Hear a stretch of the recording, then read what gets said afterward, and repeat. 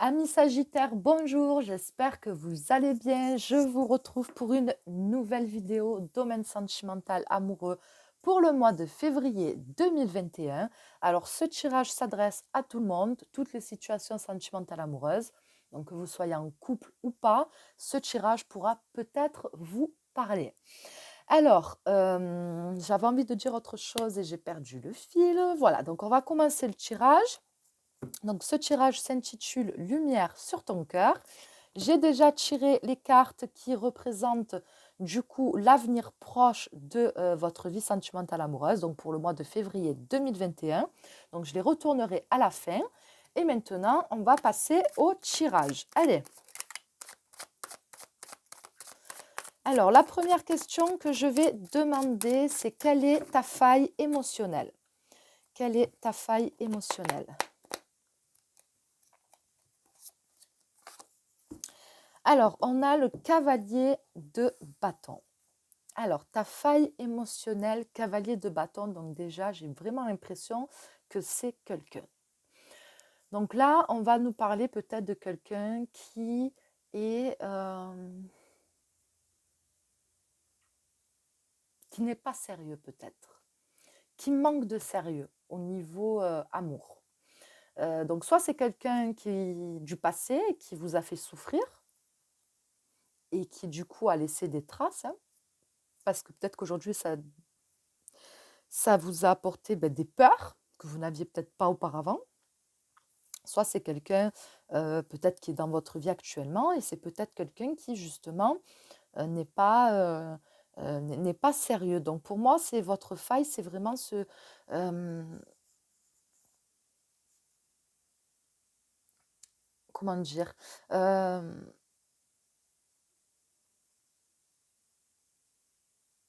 c'est la passion.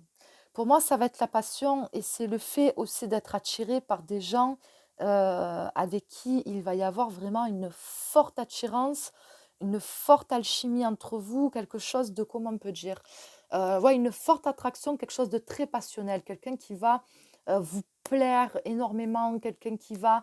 peut-être que vous n'êtes pas forcément attiré par les bonnes personnes, justement. Vous êtes peut-être attiré par le profil de personnes, vous savez, quand on dit les mauvais garçons, les bad boys, ou les bad girls, hein, aussi, si vous êtes un homme, les mauvaises filles, enfin, les mauvaises filles.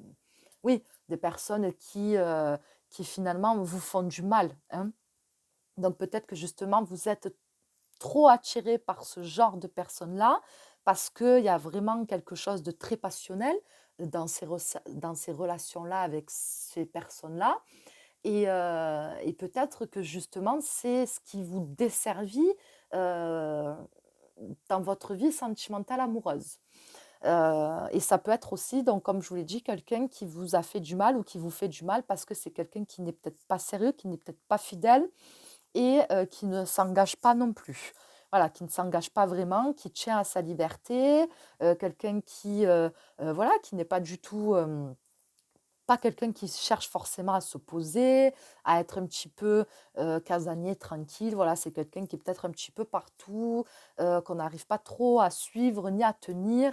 Euh, voilà, après ça peut être aussi, donc le cavalier de bâton, c'est aussi une personne aussi peut-être très impulsive aussi, hein.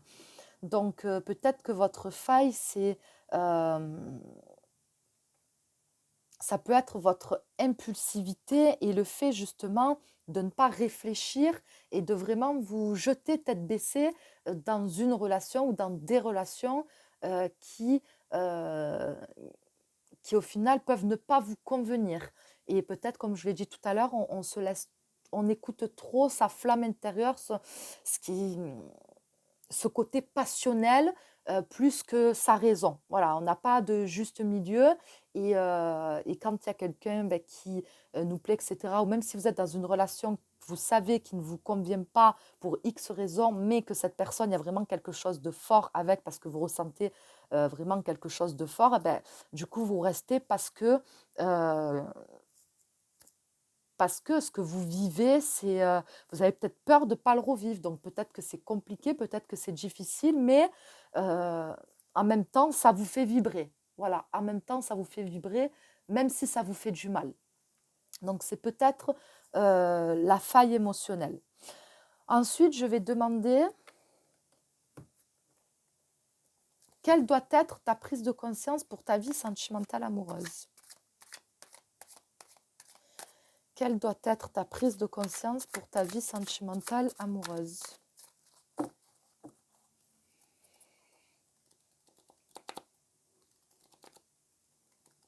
Quelle doit être ta prise de conscience pour ta vie sentimentale amoureuse?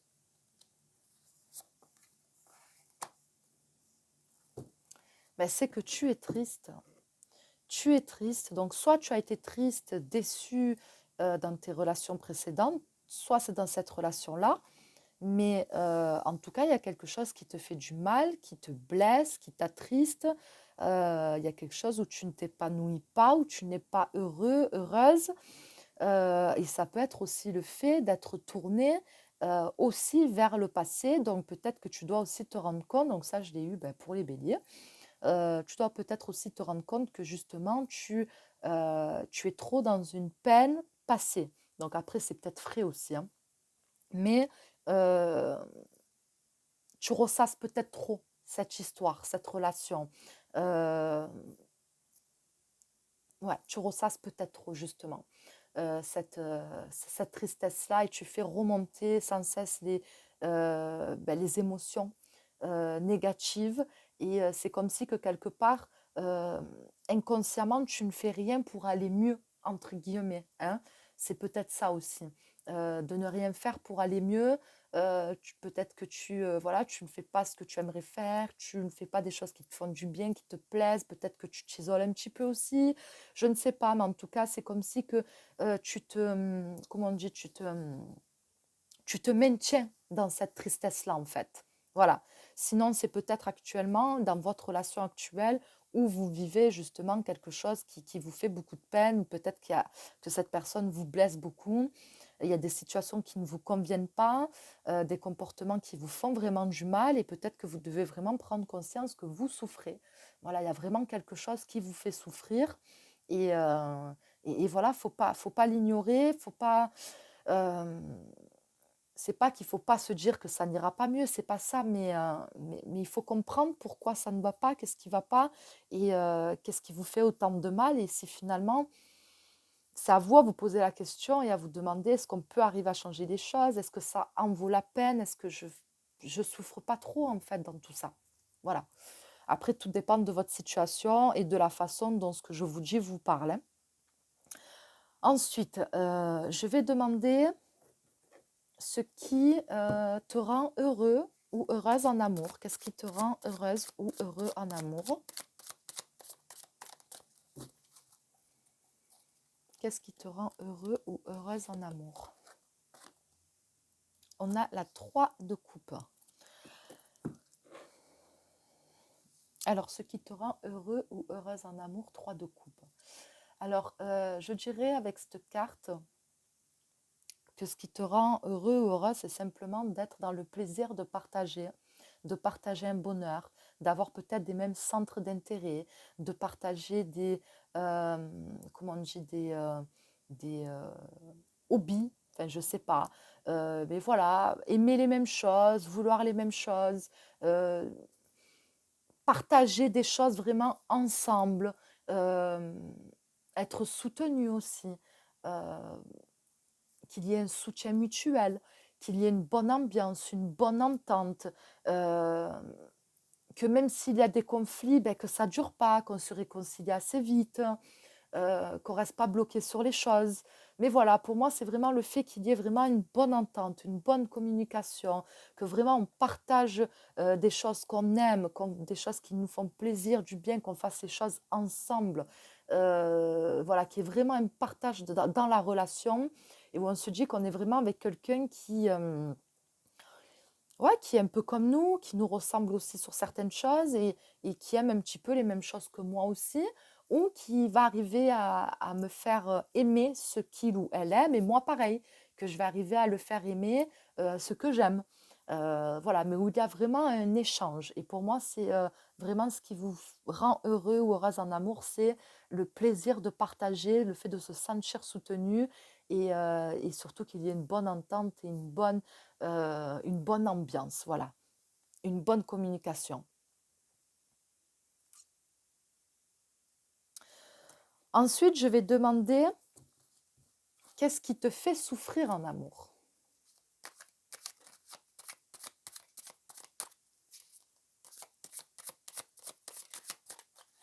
Qu'est-ce qui te fait souffrir en amour?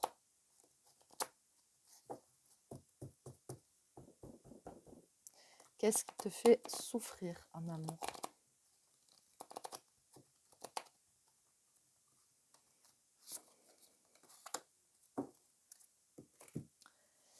Alors, c'est la 7 d'épée.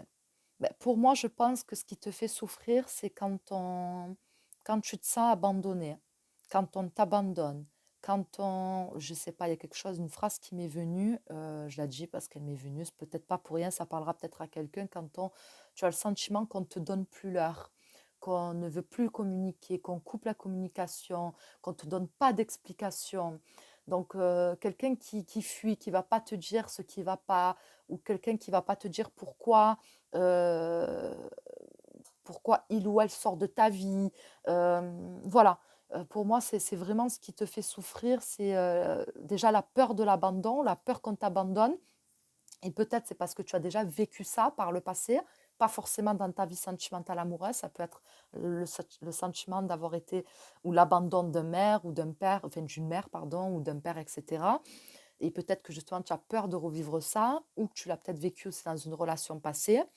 Et tu as peut-être peur, voilà, justement, qu'on te fuit, qu'on t'abandonne et que finalement on te laisse sans te donner des explications. Voilà, euh, comme si que tu n'étais pas ou que tu n'avais pas été important ou importante dans la vie de cette personne. Ce qui me vient aussi, c'est la peur aussi d'être trahi, d'être pris pour un ou une imbécile, pour être poli, que finalement on se serve de toi et puis qu'après, quand la personne elle a estimé qu'elle a obtenu ce qu'elle voulait, ben, elle s'en va, voilà, tout simplement. Et comme je l'ai dit, voilà, qu'elle s'en aille comme ça, sans forcément donner d'explication, en te laissant comme ça, euh, alors que c'est peut-être pas euh, le discours qu'avait cette personne au départ, hein. Donc, pour moi, c'est un petit peu ce qui te fait souffrir, c'est la peur de l'abandon. Vraiment la peur d'être trahi et de vivre encore une déception par quelqu'un qui, pour toi, au final, tu te dis, mais cette personne, elle avait déjà prévu son coup. Enfin, cette personne savait qu'elle n'allait pas rester avec moi ou etc. Je ne sais pas. Mais c'est comme si que euh, j'ai un sentiment que c'est dur pour vous de vous dire, euh, en fait, c'est comme si vous vous faites des reproches finalement et vous dites: «Je m'en veux d'avoir été de pas avoir vu ça, je m'en veux d'avoir été naïf ou naïve, je m'en veux de ne pas avoir écouté les signes, de ne pas m'être écouté non plus». Donc je ressens quand même un peu une forme de où on se culpabilise et où comment on dit? C'est chiant quand on cherche des mots et qu'on les trouve pas. Hem Oui, finalement, c'est comme si que vous remuez le couteau dans la plaie. Voilà, vous en rajoutez. Voilà, vous vous en rajoutez euh, en vous disant peut-être que c'est aussi voilà que c'est ta faute et que tu aurais dû voir les choses. Voilà, c'est peut-être le reproche. Voilà, vous faites des reproches. J'ai le sentiment que vous faites des reproches. Mais, euh, mais après, il y a des personnes qui sont... on ne les voit pas arriver aussi. Il y a des personnes euh, qui ont l'air tellement sincères qu'il y a des choses qu'on ne peut pas voir. Donc, il ne faut pas forcément aussi se culpabiliser ou se jeter la pierre. L'essentiel, c'est que vous êtes en phase avec vous-même, que vous avez été sincère. Et puis après, chacun a sa conscience. Et puis, il faut arriver à se relever de ça. Voilà. Mais il ne faut pas rester dans cette tristesse et continuer à se jeter la pierre ou à s'en vouloir ou à culpabiliser. Donc voilà, peur de la trahison ou peur de l'abandon. C'est ce qui vous fait souffrir. Peur d'être... ouais. Maintenant, je vais te demander, ben, du coup, qu'est-ce qui te fait peur? Qu'est-ce qui te fait peur?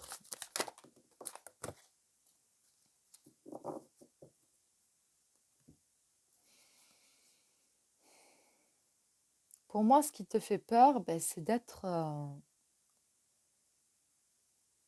manipulé.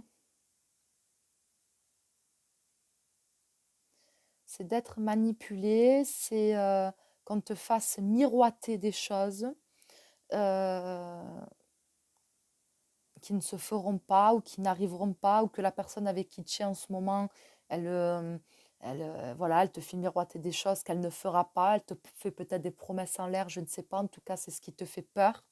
Mais voilà, pour moi c'est d'être manipulé, euh, c'est que la personne finalement euh, que la relation n'évolue pas euh, comme l'autre peut le prétendre. Et que l'autre personne ne fasse pas ce qu'elle dit qu'elle fera ou ce qu'elle promet de faire, etc. Et que finalement, on vous maintienne dans une forme d'illusion, hein, où on arrive à vous manipuler, à vous faire attendre, etc. Et où vous allez perdre de l'énergie, du temps, et où vous allez finalement souffrir de ça. Donc pour moi, ce qui vous fait peur, c'est vraiment d'être manipulé ou que la personne ne soit pas sincère et qu'elle ne fasse pas ce qu'elle dit qu'elle fera avec vous. Voilà. Et que du coup, vous investissez entre guillemets pour rien. Voilà, pour moi, c'est vraiment ce qui vous fait peur avec la carte du magicien. Maintenant, je vais demander la carte conseil du tarot. Que te conseille le tarot pour être heureux, heureuse dans ta vie amoureuse? Que te conseille le tarot pour être heureux, heureuse en amour? Que te conseille le tarot pour être heureux, heureuse en amour?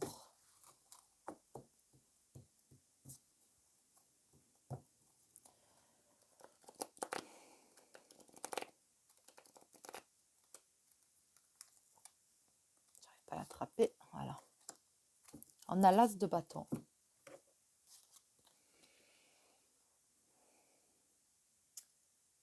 Le tarot te conseille de reprendre le pouvoir, de reprendre le contrôle quelque part un peu sur tes émotions et sur ta vie amoureuse.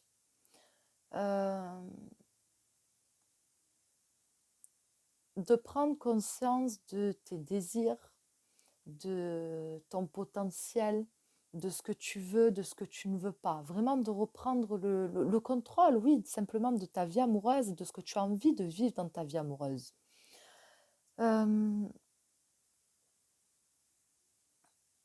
De raviver aussi, enfin raviver, c'est pas raviver, mais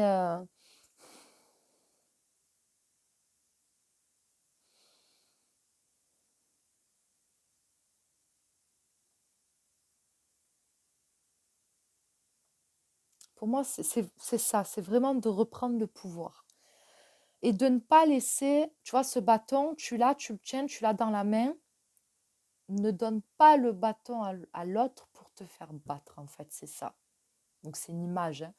Mais c'est vraiment ce que je ressens par rapport à cette carte. Ce bâton qui donne un ascendant sur toi, une forme de pouvoir sur toi, ben, ne le donne pas à l'autre.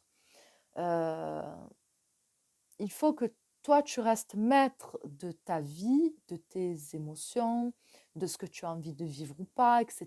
Et il ne faut pas que tu pour pas en fait que tu sois manipulé, en fait, c'est ça. Pour pas que tu sois manipulé ou pour pas que tu sois avec des personnes qui ne sont pas sincères, qui ne sont pas autant sincères que toi. Donc pour moi, c'est vraiment le conseil du tarot. Garde ce bâton, ne donne pas le bâton pour te faire battre finalement parce que ça peut se retourner contre toi. Et donc, il ne faut pas être non plus dans la psychose, hein. Faut être normal, mais il ne faut pas donner un certain pouvoir à l'autre. Voilà, il ne faut pas donner un certain pouvoir à l'autre, un pouvoir qui va pouvoir ou qu'elle va pouvoir du coup mettre sur toi en fait. t'infliger, hein. Donc pour moi, c'est vraiment ça. Reprends le contrôle de ta vie sentimentale amoureuse, reprends le contrôle et garde le contrôle sur tout ça. Voilà. Euh, Parce que ça va te faire vivre d'autres choses. Tu vas vivre ton histoire d'amour ou une histoire d'amour future. Ça sera peut-être du coup totalement différent. Voilà, ça sera totalement différent de ce que tu es en train de vivre, de ce que tu as pu vivre par le passé. Donc même si tu es dans cette relation-là actuellement, tu peux peut-être faire en sorte justement de changer les choses pour que cette relation, elle soit beaucoup plus euh, équilibrée, voilà, beaucoup plus équilibrée pour que vous arriviez vraiment à trouver une stabilité. Maintenant, on va regarder du coup ce qui va arriver au mois de février pour toi dans ta vie sentimentale amoureuse. Alors, on a la fertilité qui représente l'impératrice, d'accord? Donc, l'impératrice, c'est la fusion, c'est l'engagement, c'est le fait de construire et d'avoir de projets, d'avoir des projets, peut-être même de construire une famille, pourquoi pas. C'est aussi le lien et l'amour fusionnel. L'amour fusionnel, donc c'est comme si que on pouvait transformer un amour, c'est comme si que dans une relation, on aimait mal. On aime mal ou avec le partenaire ou la partenaire, on ne s'aime pas de la bonne façon.